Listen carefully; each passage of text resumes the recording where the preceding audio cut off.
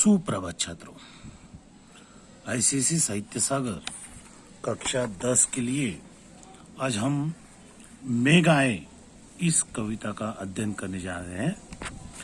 मेघ आए ये कविता सर्वेश्वर दयाल सक्सेना जी ने लिखी हुई है।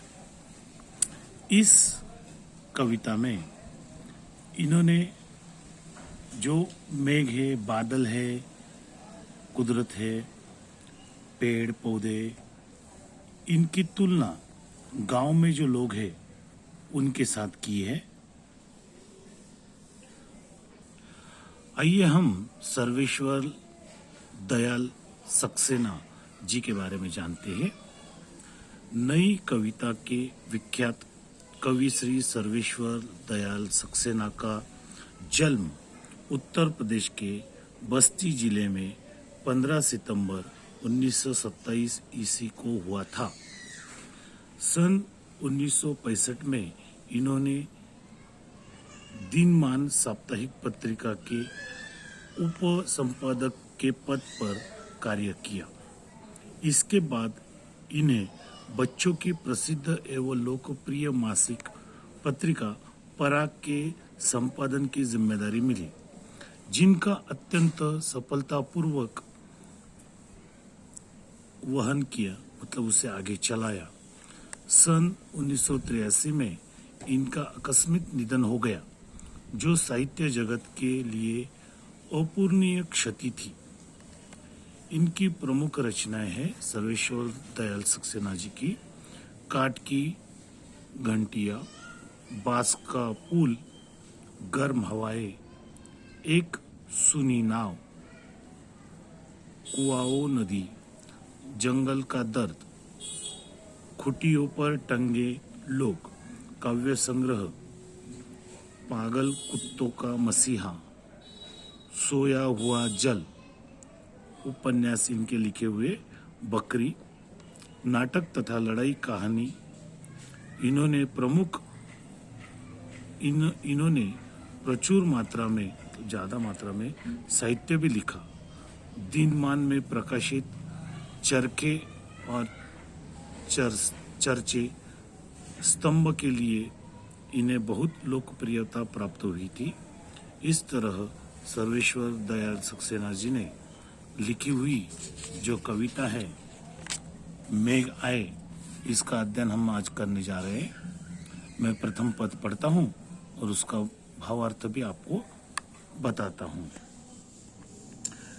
यहाँ पर मेघ आए बड़े बंठन के सवर के, आगे आगे नाचती गाती बायर चली, दरवाजे खिड़कियां खुलने लगी गली गली।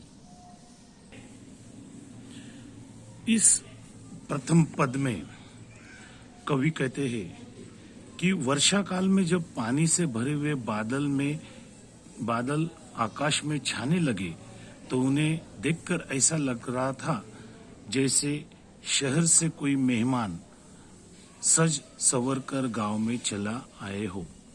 बादलों के आने की खुशी में हवा उनके आगे नाचती गाती हुई चल रही थी तथा तेज हवा चलने के कारण दरवाजे खिड़कियां खुलने लगी। यानी जैसा आसमान में मेघ आए बड़े बंठन के सवर के, तो उसी तरह जो शहर से मेहमान है, यहाँ पर मेहमान खास तौर पर दामाद को कहा गया है, आगे आगे नाचती गाती बायर चली, बायर मतलब हवा, और दरवाजे खिड़कियां खुलने लगी।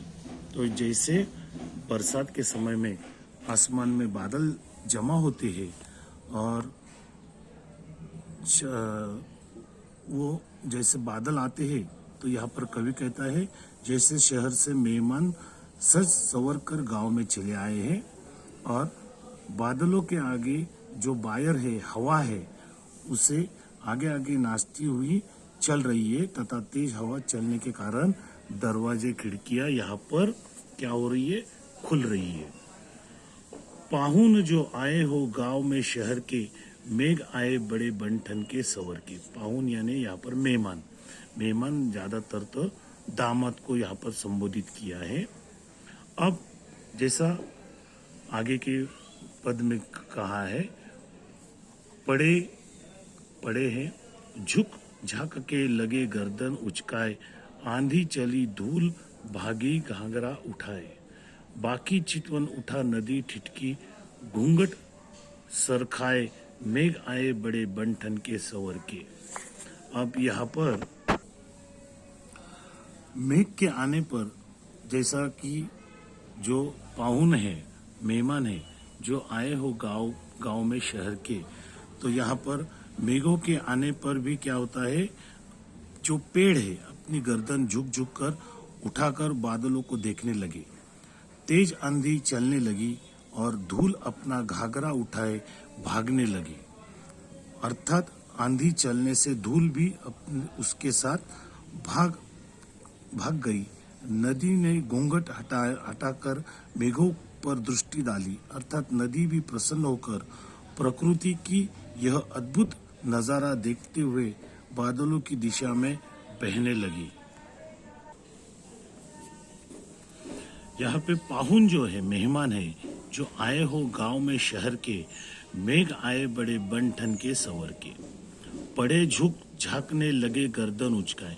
जो मेहमान आते हैं तो आसपास के लोग भी अपने खिड़कियों से, दरवाजों से उन्हें देखने लगते हैं। वैसे ही जब आसमान में बादल आते हैं तो पेड़ उन्हें झांकने लगते हैं गर्दन उचकाकर।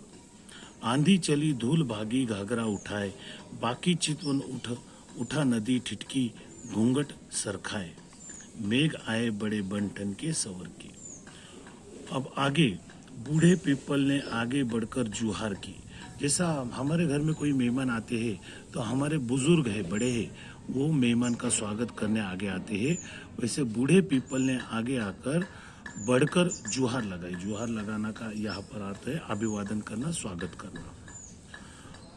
बरस बाद सुधी लीनी, यानी बहुत समय बाद जिसका इंतजार था वो आए हैं। यहाँ पर जो पुराना पीपल का वृक्ष है उसने आगे बढ़कर मेघ रूपी मेहमान का उसी तरह अभिवादन किया जिस तरह मेहमान के आने पर हमारे घर के जो बुजुर्ग है शिष्टता का व्यवहार करते हैं, उनका स्वागत करते हैं। अब आगे